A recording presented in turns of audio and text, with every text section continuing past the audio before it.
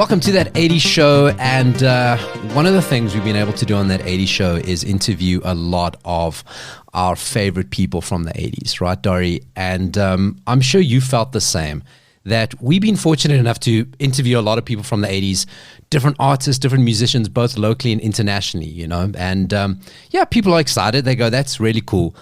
But when this came up and we said, the next person we're talking to, people went nuts. So the person, let's not leave you running for any longer. The person that we're talking to, we remember him, and it's quite appropriate that we are talking to him early in the morning because that's where we would have seen him in our childhoods in the 80s and 90s. He is Dr. Phil from Body Beat. You remember that waking up, good morning, South Africa. Doc, 6:05 in the morning, was that the time you were coming on, right? Yeah, it was always after. I think people watched the news and then you could work your schedule. There'd be 10 minutes of us, followed by I think the kids always, before they went to school, saw a cartoon, and then their days were fulfilled. And that was your schedule, right? Your mother was like, if you wake up and you hear some shuffling in your parents' bedroom, you go, what is going on? Oh, thank God, it's only Body Beat, right? So, you know, you got to get up, you got to get your breakfast. And you've got to be out after the cartoon. Beetle Bailey, what were the other ones? It was Beetle Bailey, then there was the Sharky, there was just Casper's, but by then you had to be out to school. So yeah, Doc, has been great nostalgia. Like I say, building up to this, we've been saying to people, listen, we got Body Beat on. They're like, oh my God, I remember Body Beat so well. So we're going to go back to funny enough, and you brought this up, we so associate Body Beat with the 80s, but you were predominantly on from 89 onwards, right? Yeah, it was 89 to 98. But I think the kind of carryover was, you know, the music remained pretty much the same. And the kind of clothing, the way that the girls dressed and I dressed was something that went on for almost a decade. So kind of, you know, very late 80s. I mean, there was a blonde guy somewhere in between that or before that. Yes, right? There was a dude called Kevin. Look, the great guy behind the show was my producer, Wally Green. And he, 2 years before I came on, he had this guy, Kevin, who I don't think knew very much. He was a very good chef, from what I can gather. And he would always have two showgirls, and then they would do things like travel around to different army camps so that the guys could perv and actually see real women for that short time. But I think after 2 years, they got enough sort of feedback from the public saying, look, let's do something different. And so it's a long story, but they did. They went to the main places like Cape Town, Joburg, and Pretoria, Durban, to do auditions for people who they were hoping to become the new presenters. And I was teaching classes all over the place, and they got hold of what is now the DUT, the Technicon, and said, would I do a class that Wally could come and watch so he could see prospective people, you know, on the floor. And then I immediately, having spoken to Wally for the first time, meeting him there, I brown-nosed him, which is the way things work. And I was kind of fascinated because Wally was a great guy. He was friendly with Marilyn Monroe and Liberace. And, whoa. We're not going to let that go, right? And feel free to tell the long story. So don't worry about it. Tell the long story. Right, so Wally Green, he's the producer, friendly with Marilyn Monroe and Liberace. I did not wake up this morning expecting to hear that, right? And others, you know, he had left this country when he was reasonably young, and he was working as a dancer in London at one of the kind of West End theaters. And after one of the shows, Esther Williams, now that's going back way before your time. She did these movies in Hollywood where people jumped into pools and shoved their foot in the air, and it was always, you know, it looked good. Yeah. And she approached him and said, look, I want you to come back to Hollywood with me and to be in my movies. He says, I can't swim. So he actually went back to America with her, where she taught him to swim, and he appeared in a number of her films. And the bottom line was finally SABC brought him back to South Africa to run all the kind of dance and entertainment programs, the few that appeared on television. And then he had the idea that in America, every single TV program channel would always have exercises. So he came up with the idea of Body Beat and started off with this gentleman, Kevin. But it didn't really work, I think, in terms of, the exercises that were being presented. So the bottom line, as I said, was I did the audition, chatted to him, discovered the whole thing about Marilyn Monroe, because he was chatting about his past, and he said, "Look, I like the way you move. Will you put together a 5-minute little program so I can watch you tomorrow?" And knowing the Marilyn Monroe thing, I had a tape of Marilyn Monroe singing "I Got to Be Loved by You," or when she sang "Happy Birthday" to the American president. So I choreographed a little workout to that music, and I won his heart. So ultimately, then people from each of the main parts of the country that they selected, they got us to come up to Johannesburg to the studios. We each did sort of 10 minutes or whatever it was that we had prepared, and then they transmitted all these programs and waited for feedback. And I have an enormous tribe, a huge family, and everyone sent in at least 10, 15 letters saying, "We've got to have this guy. God, he's such a nice..." He's a nice guy. Anyway, the bottom line was ultimately, the bottom line, I was selected, and then 10 years of public exercise. It was quite a stress right at the beginning, because I had to produce a whole lot of, choreograph a whole lot of programs. What Wally would do is he would go into the music section of SABC, and then on those little kind of plastic tapes, music tapes, he would put together, each piece of music and say, this was going to be Monday, this would be Tuesday. And then at home, I would have a week to use the music, listen to it, and decide what kind of exercises I would do to that particular, to choreograph stuff to that. And then discovered when I arrived for the very first time at the SABC studios, I thought it was like the newsreaders. You would have this wonderful little screen running so I could have all my little jokes. And it was not. It was just a blank, cold, ice-cold concrete room with 4 cameras in front of me, and the producer 2 floors up. I couldn't even see Wally. So the first couple of months were kind of quite trying. The really good news was that after about a year and a half, SABC, the company, discovered that it would actually be cheaper to film outdoors all over the country, because they had these wonderful broadcast units. There were OB units. There were 14 technicians to each unit. One huge truck with television stuff, and a second truck that generated the power. So there was no worrying about Eskom or anything in early days even.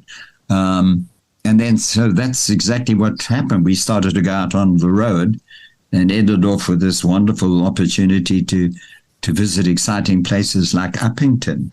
Who in their right mind would actually choose to go to somewhere like Uppington? But ultimately we ended off filming at the Victoria Falls, and we went to Namibia, where we did films there. And for me, it was a great opportunity to go all over the country and discover the best scone, because after a day's filming, we would always ask the locals, where is the best cream scone in your town or dorp? And then the group of us, the stars of the show, would find this place. And then we were able over the years to to amass enormous amounts of information about scones. So That's amazing. That is amazing. it made my life replete. You've got to replenish, right?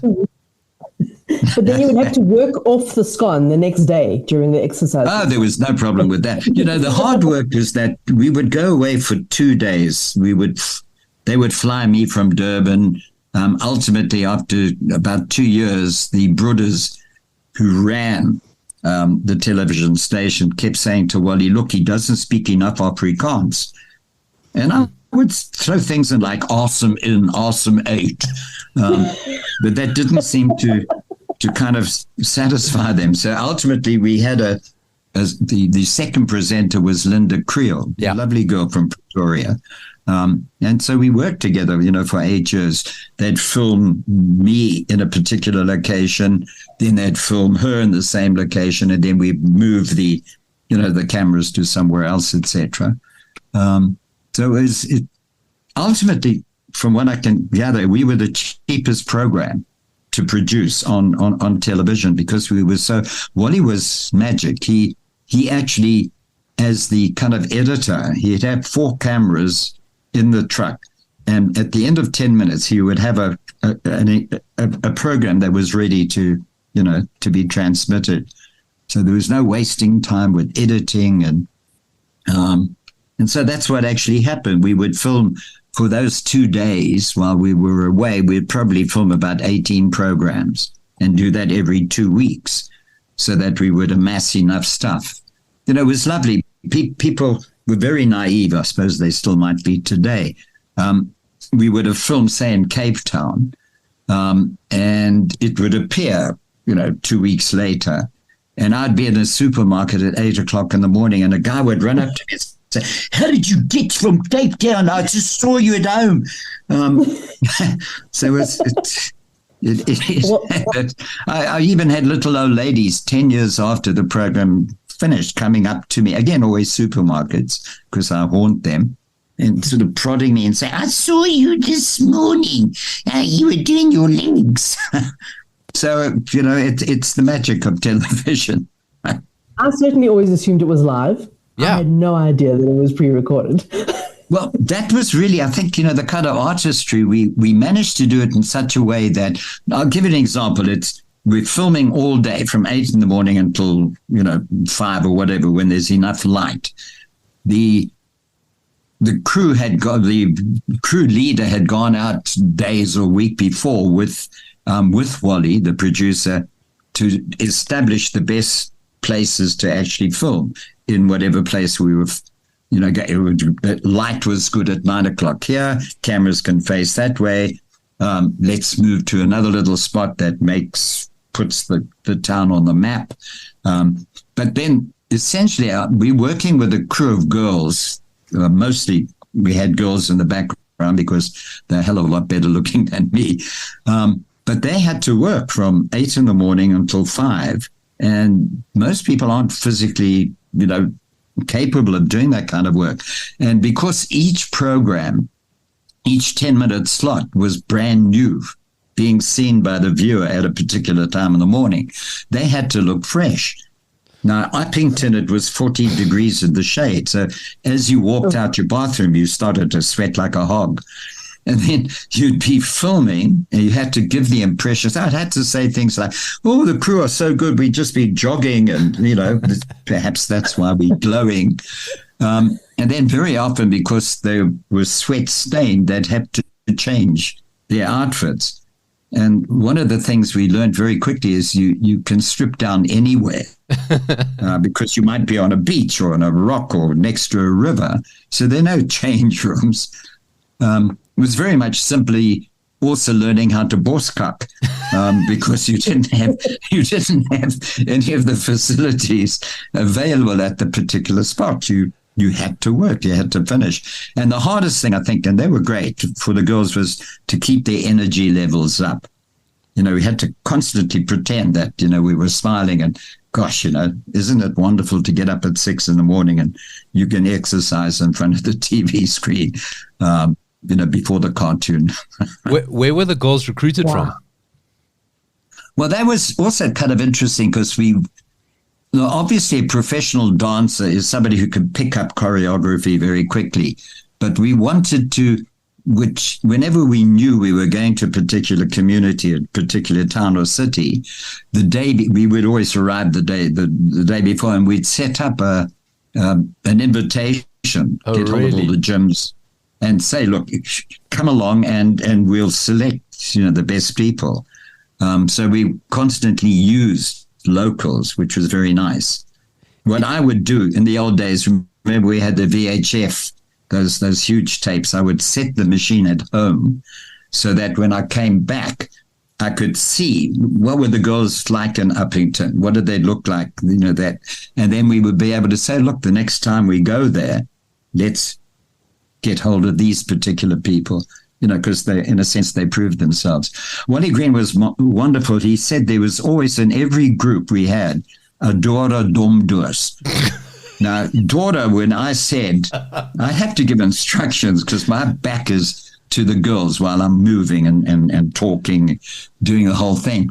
I would say, now let's all move to the left. And Dora would go jogging off to the right.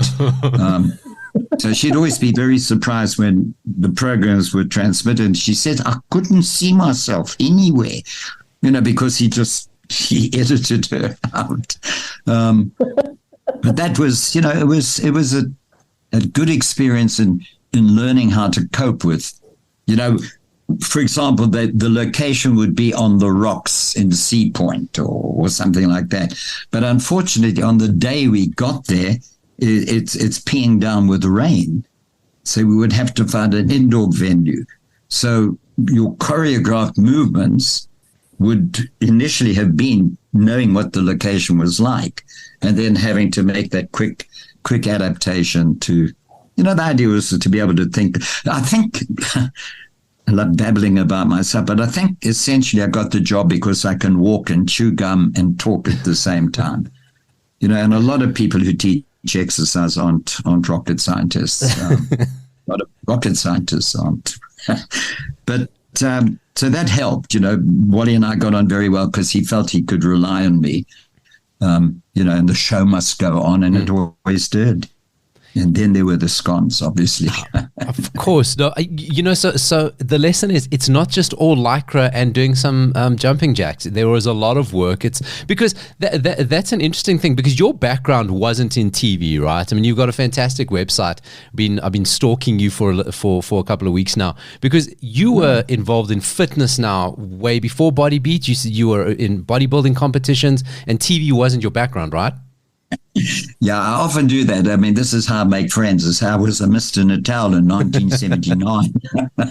But as any 15-year-old boy falsely believes, if you start to pump a little bit of iron, you're going to get checks, which is, the most silly kind of idea you ever had.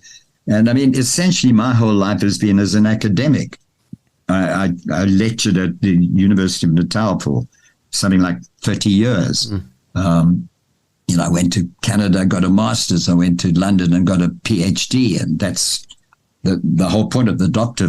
Phil. And people, I still tell them I can't do house calls. I'm not that kind of doctor.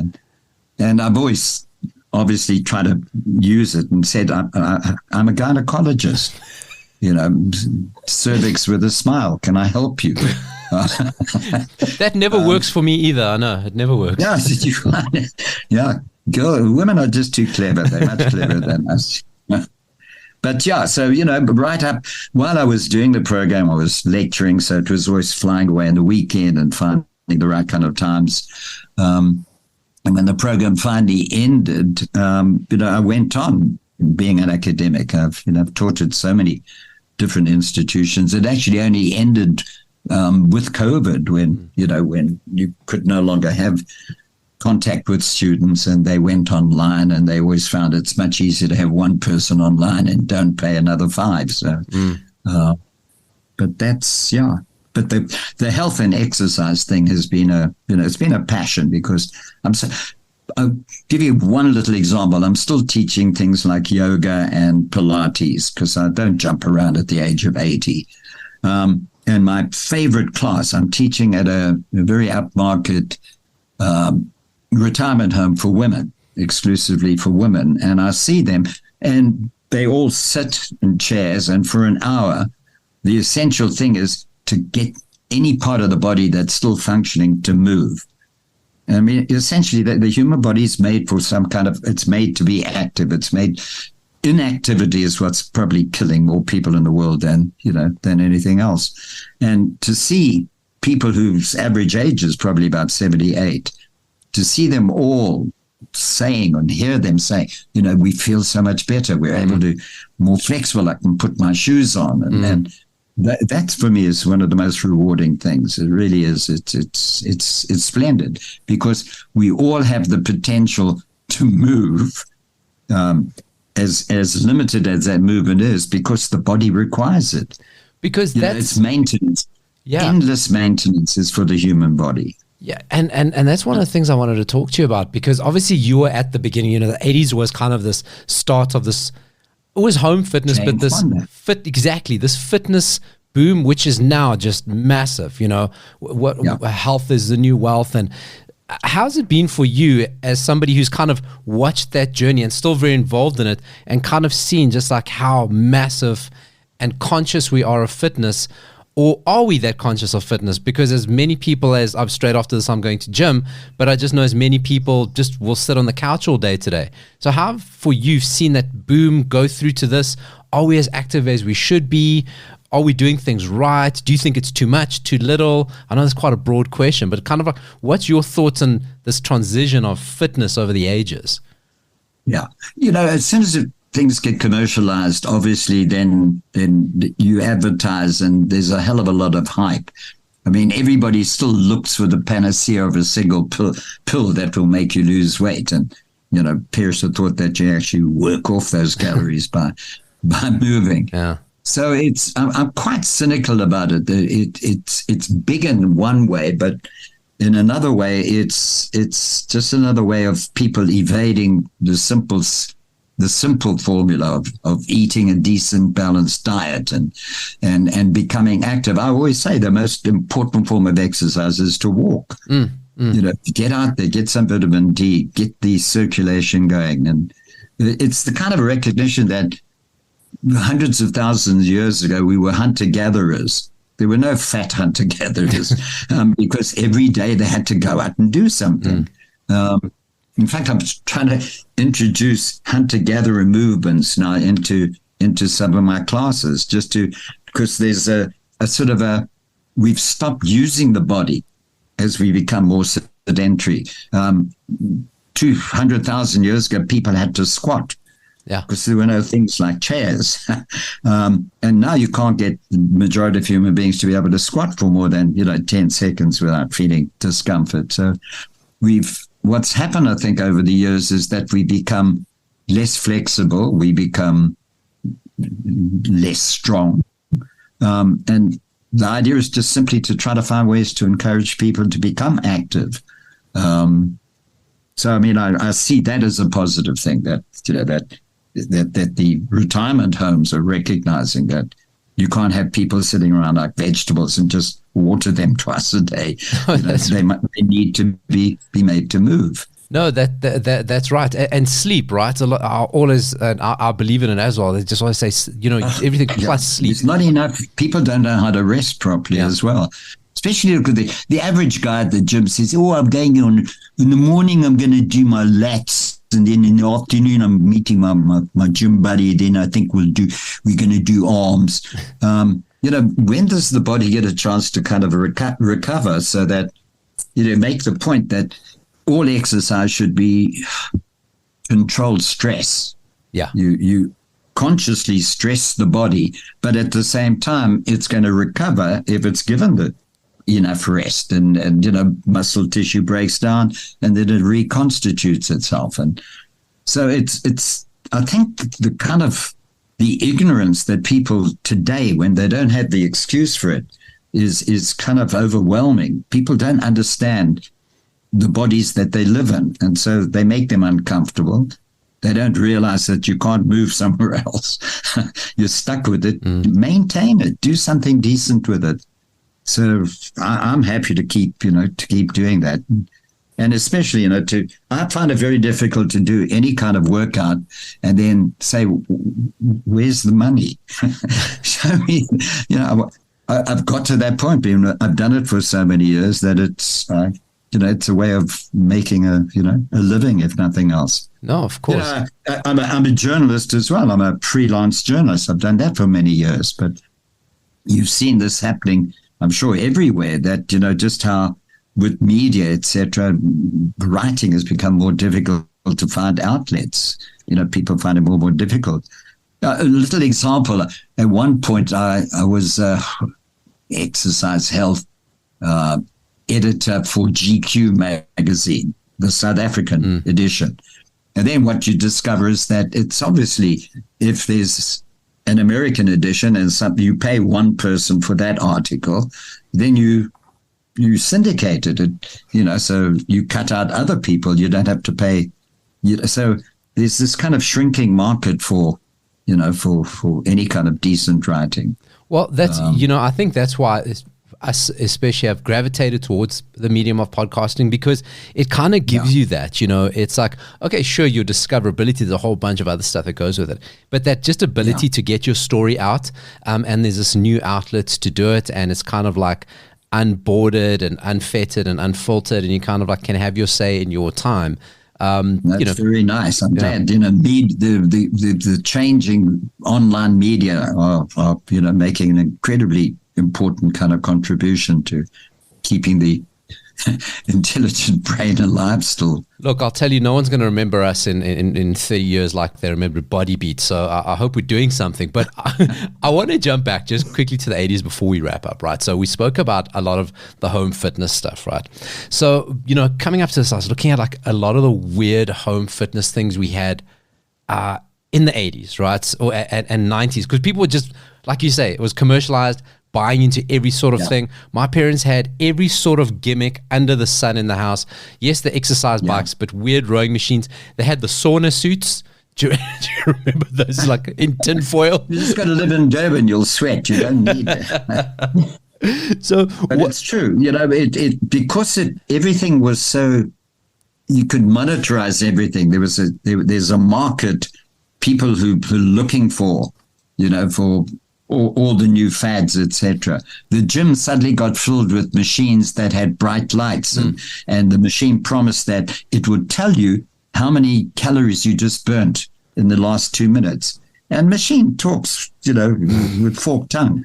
It's all just bullshit. All this. There's so many machines that are kind of redundant. That's why I like my yoga and Pilates. You don't need any equipment. If you don't correctly maintain and mindfully teach your body which muscles to work to keep you stable before you try to become mobile, all the machines in the world in the gym are bolted to the floor, to stop the bodybuilders stealing them and taking them home.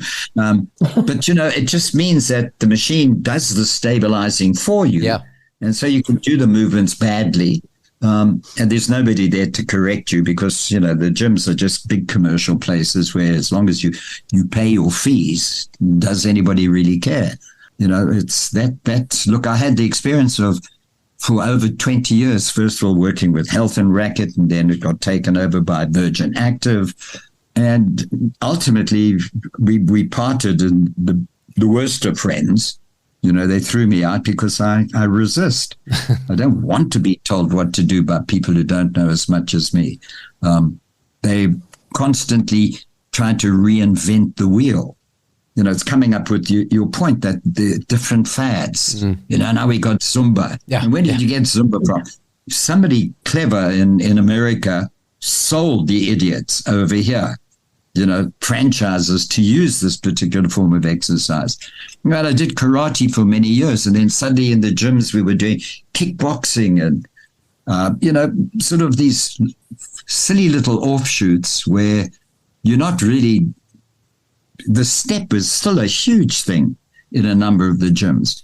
And the first thing I learned was that the human body should only work at a certain speed. If you don't get full extension across the joint, you're not working your muscle fully. And then I've been watching step classes that are working at 180 beats per minute. Yeah. People are falling around and shuffling and But that's how you get your points. That's how you get your points. You got to get your heart rate up so you can get your smoothie, right? Yeah. Oh, that's very important. Yes. Now, maybe they should replace smoothies with scones and things would change, but... I would be back there begging people to do the body beat way. Back and work with you guys. The body beat way. So you've heard here now, right? It wasn't, like we say, it wasn't just all Lycra and hairspray.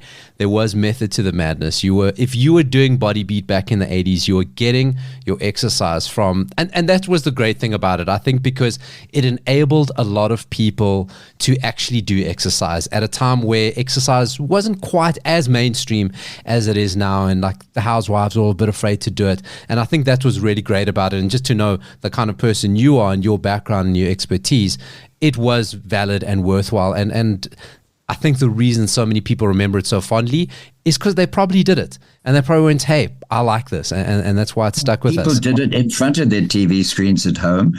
We were girls who would be giving classes at a local church hall. And they would say to me, thank you. We got a couple of new ideas. Yeah. And it was a kind of sense of creating an awareness of the importance of exercise to an increasing community out there, which was really nice. Yeah. SABC, initially, because it was, in those days, only 3 channels and run by the Broederbond, we were told to be exclusively white. And we were kind of proud to say that with Wally's help, we were one of the first programs to insist. We said, well, people do exercise. It doesn't matter what racial group they belong to. They all do exercise. So what they want to do on screen is to be able to see people like themselves. Yeah. We did a show, a number of shows down, I think, Clan William, where they grow the rooibos. And all the girls that we used for that program were the wives of the farmers in the area. So they were more mature women. And again, so you didn't need to have an 18-year-old puppy, who looked really good physically. To encourage people to do exercise, they want to see themselves reflected. So we had middle-aged women. Managed to find guys who didn't fall over every now and then, added males. And then we started to insist that we would take people from all the different racial groups. They bitched like mad, but we did it, which was, for me, I think a very important thing. It is, and I think it's one of these kind of downsides of this Instagram fitness trend of where you never see normal looking people doing exercise on Instagram. They're all like, exactly. No one ever looks like a normal person. And it's just, I think it's such a barrier, it's such a barrier to. I'm hoping to work with the Kardashians soon because they're just such natural people. Of course, just natural beauties, Doc, before we wrap up, this has been an amazing conversation with you. We really value the time. We'd love to get together again sometime if you'd like. Anytime.